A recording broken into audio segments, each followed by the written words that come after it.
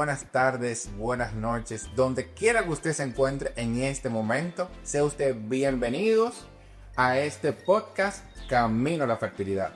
Yo soy el doctor Steven Rabasa, ginecólogo obstetra, su anfitrión, y en el día de hoy tenemos un invitado, un miembro de nuestro equipo, nuestro urólogo, el que se encarga de la salud masculina, doctor. Doctor, bienvenido. Gracias por estar con nosotros. Buenas. Cuéntame un poco cómo usted se llama, dónde usted se formó, de dónde viene. Cuéntame un poco de Fausto. Vamos a ver.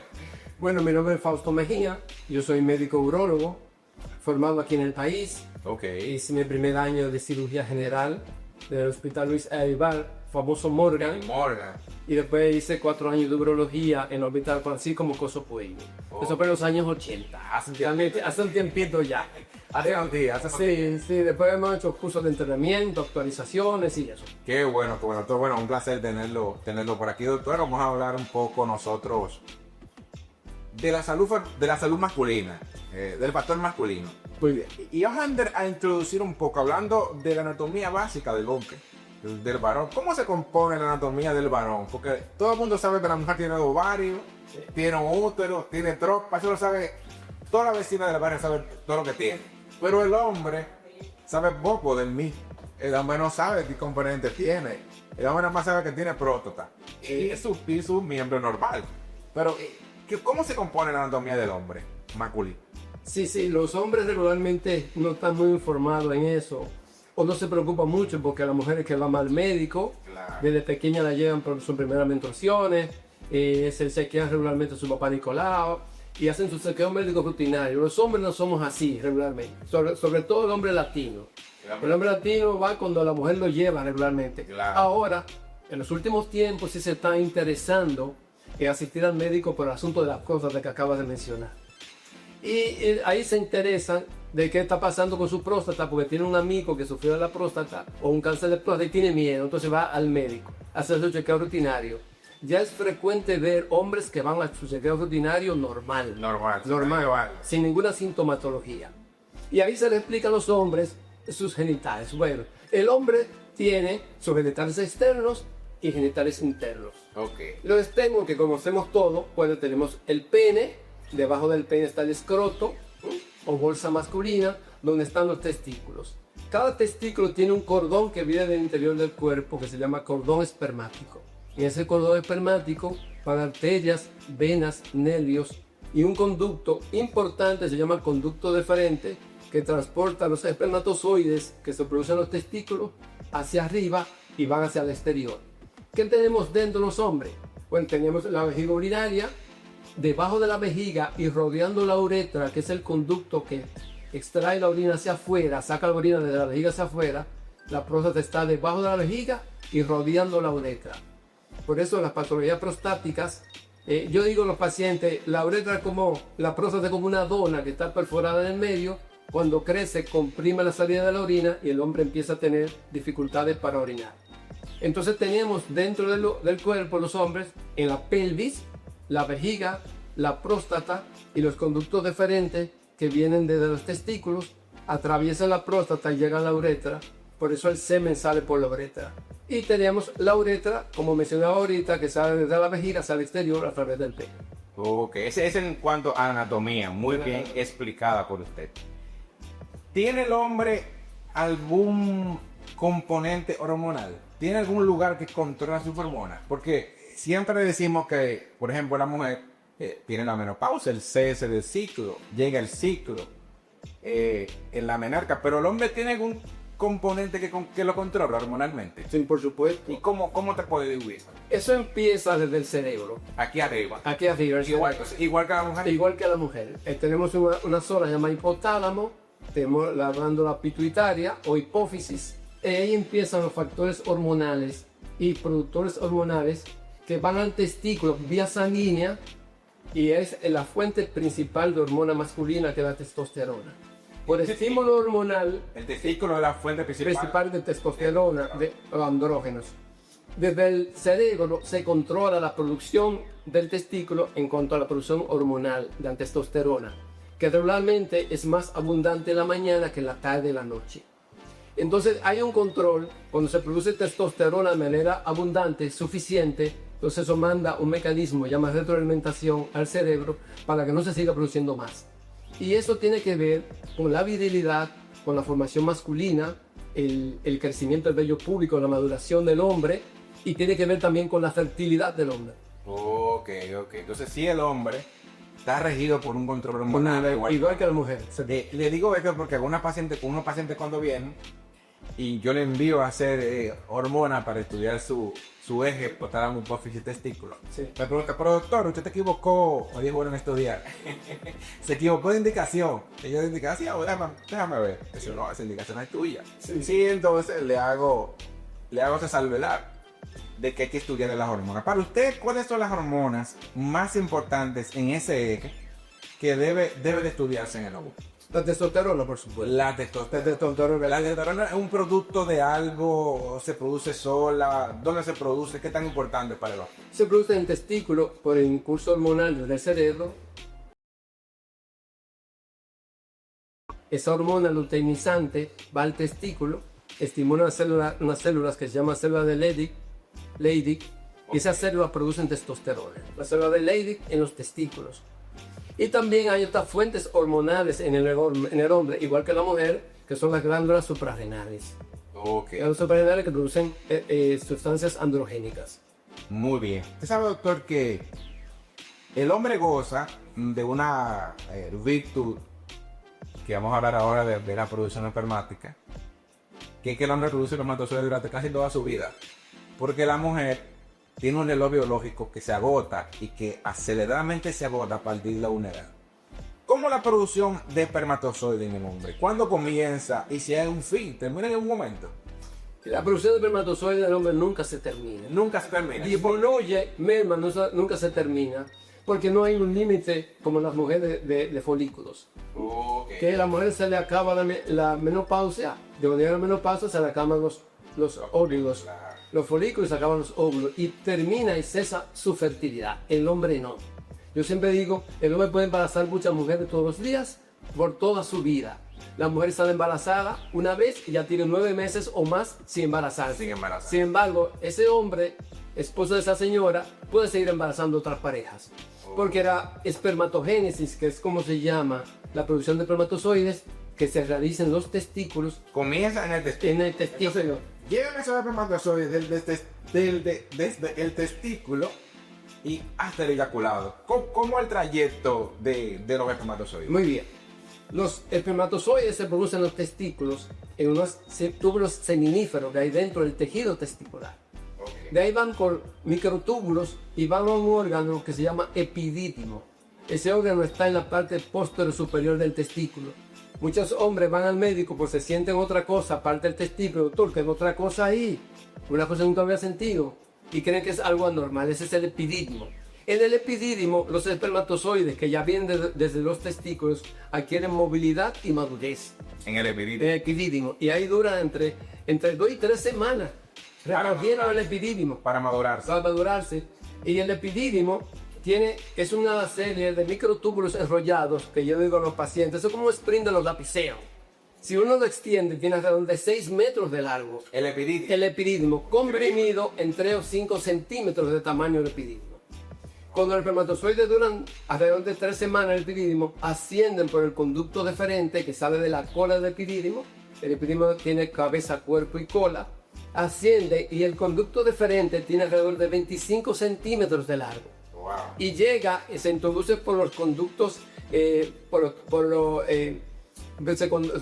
conductos de piel, el conducto de espermatozoides, o sea, el combo espermático, ascienden por el conducto inguinal, van a la vejiga, la parte posterior, atraviesan la próstata y adquieren los nombres de conductos eyaculadores y llegan a la uretra y de ahí salen al exterior con el pene. Todo ese recorrido hace los espermatozoides para salir al exterior una vez se producen los testículos. Si el hombre suca de la luz, se con un espermatozoide a la salir. Bueno, es que es un maratón. Eso es un maratón.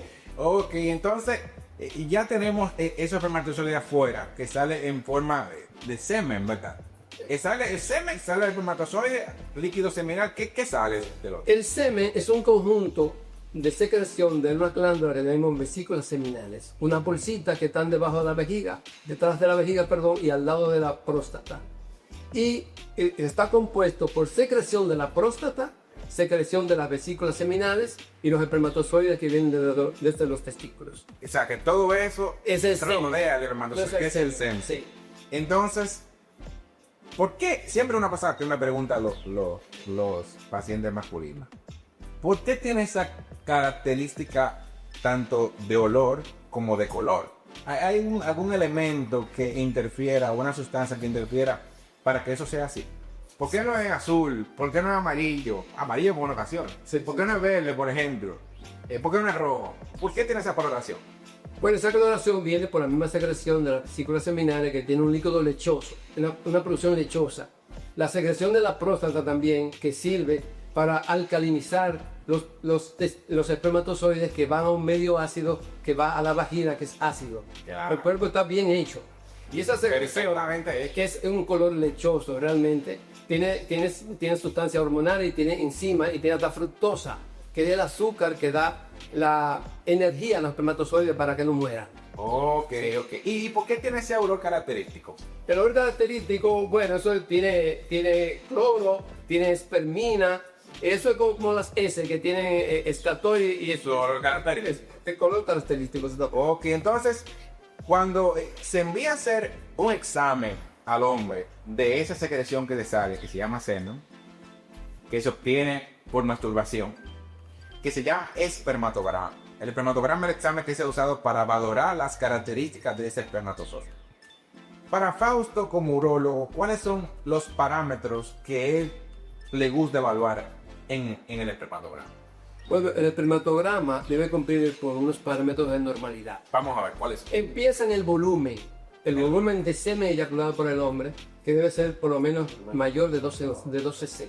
Ok, ese es el volumen de la cantidad. La cantidad, lo que el hombre eyacula. Ok. Puede variar dependiendo si el hombre tiene mucho tiempo sin eyacular, puede ser un volumen mayor o menor si eyacula con mucha frecuencia.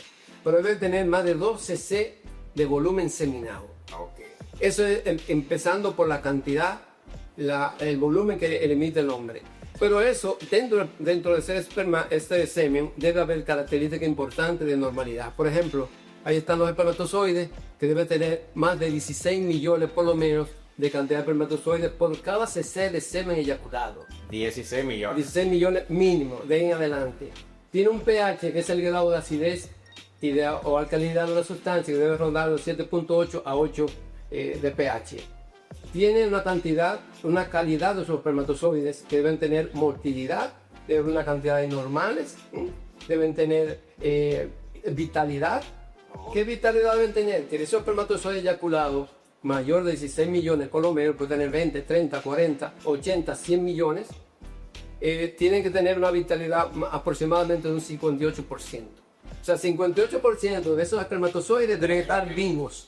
Deben estar vivos. Eso es para que pueda producir un embarazo. Para que pueda producir embarazo. Y tú sabes que hay dos cosas que yo he visto que más le llaman la atención al hombre en el espermatograma. ¿Qué es lo primero para la mujer? Mira, ¿cuántos espermatozoides normales tiene y si se mueven o no? La paciente sabe más o menos, mira doctor, no se está moviendo el espermatozoide, porque el hombre tiene la creencia que solamente movilidad del espermatozoide de forma normal y tantas cosas que hay que podemos tomarnos el día hablando, Sí, porque hasta de estudio genético y fragmentación de ADN del espermatozoide. ¿Qué tan bien debe estar la movilidad? ¿Y y cuántos espermatozoides normales tiene que tener el hombre para embarazar a una mujer? Sí, normal debe tener por lo menos más del 4%, aunque resulta poco, como a la saliola, resulta poco, pero sí, debe ser más del 4% de esos espermatozoides deben ser normales. Y en cuanto a la motilidad, hay características de motilidad rápida y motilidad lenta. Debería tener por lo menos 40% sea motilidad rápida y un 30% motilidad lenta, por lo menos. O cerca de ahí, porque casi nadie tiene un espermatograma perfecto, Normal, perfecto. 100% perfecto, pero debe estar cerca de esos parámetros de normalidad. Ok, o sea que es importante entonces para que los hombres sepan, porque muchas veces vienen las esposas cabizbajas. Doctor, el hombre tiene todos los espermatozoides dañados, son anormales. Yo no quiero que me embarace. O muertos. Porque mire, tiene un 90% de los espermatozoides anormales. Entonces, ¿me va a salir un niño con alguna anomalía? Esa es una pregunta que hacen Es una pregunta frecuente. Y es bueno el tipo de contenido porque la paciente sepa que no. Que solamente con un 4% el hombre puede, hay muchos que tienen más, que pueden embarazar. Por debajo de eso, si es un hombre que hay que estudiarlo. Por supuesto. Hay que estudiarlo. Entonces, doctor, ya viendo los parámetros espermáticos, del espermatograma, lo más importante, ¿hay alguna otra cosa que se le puede hacer el hombre para evaluar su salud reproductiva, aparte del espermatograma? Sí, se le hacen un examen físico, como a todo paciente que se somete a cualquier examen de su organismo. Se le hacen pruebas adicionales, como sonografías. Se le puede hacer pruebas de laboratorio adicionales. Es un screening completo, como cualquier otra enfermedad o sintomatología que tenga el paciente. Claro. Es el testículo, el tamaño de sus testículos, una sonografía, palpación de sus testículos, su epidídimo, su conducto deferente, porque hay hombres que van con su pareja buscando tener un embarazo y cuando uno lo examina, a veces no tiene conducto deferente. Ok. Entonces los suelos pueden salir y otros tienen sus testículos atrofiados, pequeños. Todo eso se hace en el examen físico y también por pruebas de sonografías. Ok, ahí se diagnostica bien la salud integral del hombre. El hombre también tiene una salud integral como la mujer. Por supuesto. El estilo de vida, si hace ejercicio, si se alimenta bien, si ¿Qué duerme medicamentos toma? ¿Qué tipo de trabajo realiza ese hombre? Claro. Todo eso puede estar afectando su fertilidad. bien. Claro. Mire, hay una patología. Estamos hablando un poco de los espermatozoides. Pero algo muy frecuente que llegan, ya que hablamos de la sonografía que le hacen a los hombres, a la consulta, que alteran mucho el ecosistema de la pareja. Que cuando el hombre le sale en la sonografía que tiene la patología llamada varicoceles. Yo sé que son las alteraciones dentro de las alteraciones del aparato reproductor masculino, pero ¿qué es el varicoceles? Varicoceles no es más que el aumento de tamaño de las venas del cordón espermático. Oh. El cordón espermático que hablamos ahorita, que viene de los testículos.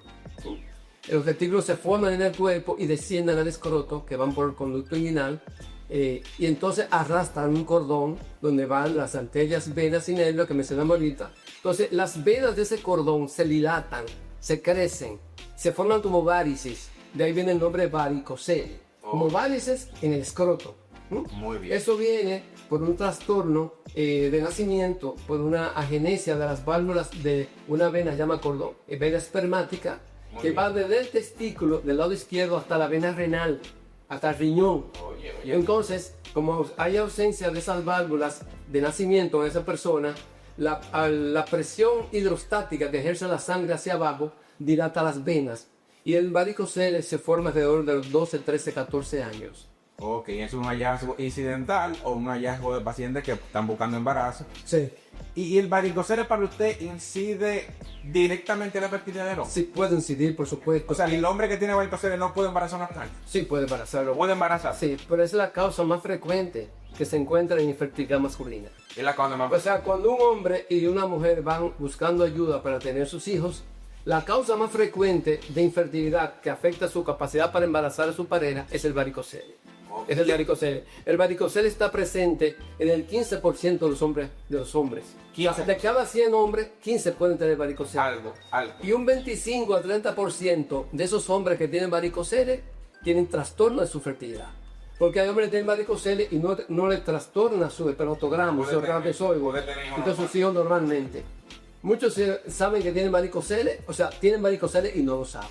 Y no lo sabe. Y no lo saben. ¿Y el varicocele tiene cura?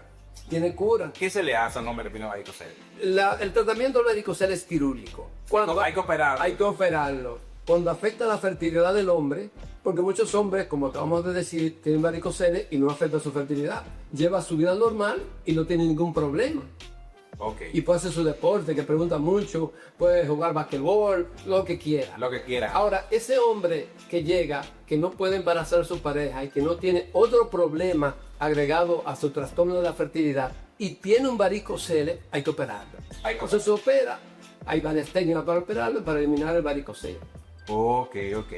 Y entonces se opera el varicocele y hay un tipo de pacientes que, hablando de las alteraciones espermáticas, pues cuando se le hace el examen de los espermatozoides, que se evalúa el examen, tienen una patología que se llama azospermia. Sale así el número de espermatograma. Azospermia.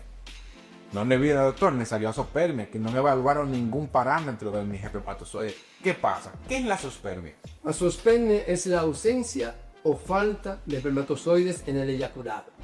Entonces, cuando el hombre eyacula, tiene semen, tiene buena cantidad de volumen seminal, pero cuando se ve al microscopio, No hay espermatozoides. Sí, porque muchos me dicen, doctor, porque yo no me eyaculado. Porque Sí. el hombre tiene la creencia de que si tiene azospermia, que el hombre no eyacula. No eyacula, exactamente. Entonces, hay azospermia. Si yo tengo mi vida normal, siempre yo he eyaculado bien, yo he visto mi semen, ni mucha cantidad, dicen muchos hombres. Entonces, la azospermia tiene tipos. Sí, hay dos tipos básicamente de causas de azospermia. ¿Cuáles son? O que el testículo no produce el espermatozoide, porque el tejido testicular esté dañado por alguna causa, que se llama azospermia secretora, o esos espermatozoides se producen y no pueden salir al exterior por los conductos que hablamos ahorita. Están tapados. Están tapados. Entonces no sale el espermatozoide aunque salga el semen. Eso se llama azospermia excretora. Yo le hago un símil a los pacientes frecuentemente. Eso es como que usted diga, para que entiendan bien, usted tiene un tinaco arriba de su casa, Lleno de agua. lleno de agua, aparentemente usted abre la llave y no sale agua. ¿Qué puede pasar?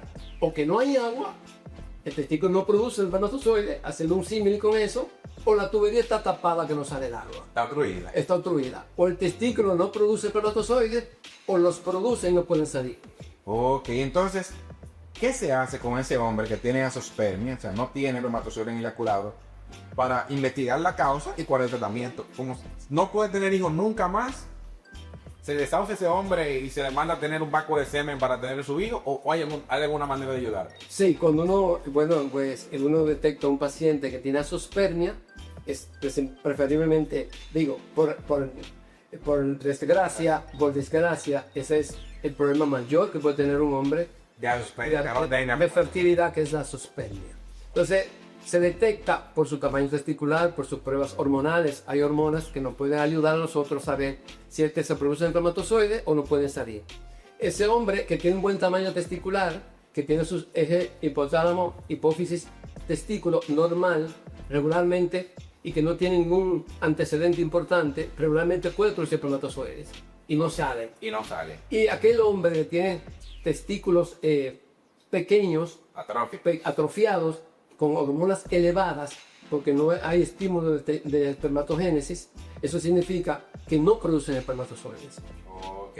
Y no, por supuesto no sale porque no hay producción. No hay producción. Entonces, ¿hay algún procedimiento que se realiza para investigar? Por supuesto, a esos pacientes se les puede hacer una aspiración epididimaria a través del escroto con una punción. Llegamos al epidídimo, aspiramos espermatozoides. Si se estudia en el momento en el laboratorio, si no hay, podemos ir directamente al testículo, sacar tejido testicular e investigar si hay espermatozoide. O sea, una biopsia. Una biopsia testicular, exactamente. Si hay espermatozoide, ese paciente se puede ayudar a tener sus hijos. Ok, entonces yo me imagino que ese espermatozoide se le entrega al laboratorio y la bióloga lo busca, o usted entrega la aspiración del epidídimo o entrega el tejido testicular.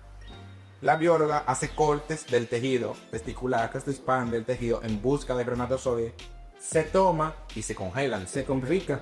Y con eso entonces se hace un procedimiento de reproducción asistida, que debe de ser in vitro, porque también hay muchos hombres que me dicen, doctor, yo le digo, el urólogo encontró un espermatozoide. Pues vamos a hacer una inseminación normal. Digo, no se puede. ¿La cantidad no es suficiente? La cantidad no es suficiente. Entonces, ¿qué pasa? A tratamientos de alta complejidad con su fertilización in vitro.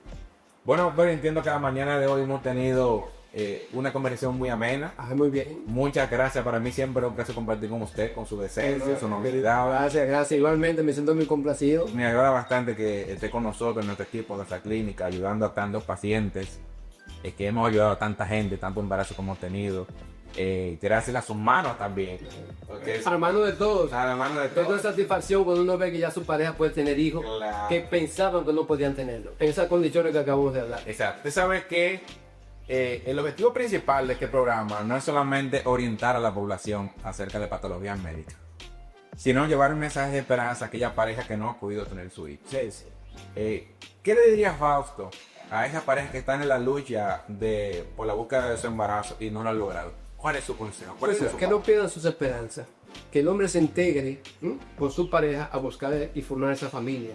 Porque regularmente el hombre dice, tú eres que te embarazas, ve al médico a chequearte, quizás tú tienes problemas. Claro. Pero lo más probable es él que tiene el problema. El hombre participa en problemas, en trastornos de fertilidad en un 30% en las parejas. O sea, de cada pareja, de cada 100 parejas, el 30% es los hombres que tienen el problema. Y no la mujer. Altísimo. Es alto. Entonces tiene que participar en eso y que no pierda esa esperanza, porque aunque como acabamos de hablar, aún no tenga espermatozoides, todavía hay esperanza para esa pareja y ese hombre tener sus hijos o reclusión asistida. O sea, interésese el hombre a ir a buscar ayuda y no pierda nunca sus esperanzas. Bueno, Fausto, muchas gracias por habernos acompañado. Encantados. Bueno, señores, gracias por habernos acompañado en otro capítulo más de su podcast Camino a la Fertilidad.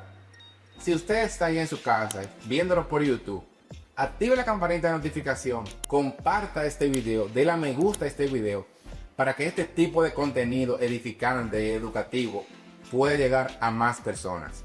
Yo soy el doctor Steven Rabasa, ginecólogo obstetra, y gracias por habernos acompañado en este otro capítulo.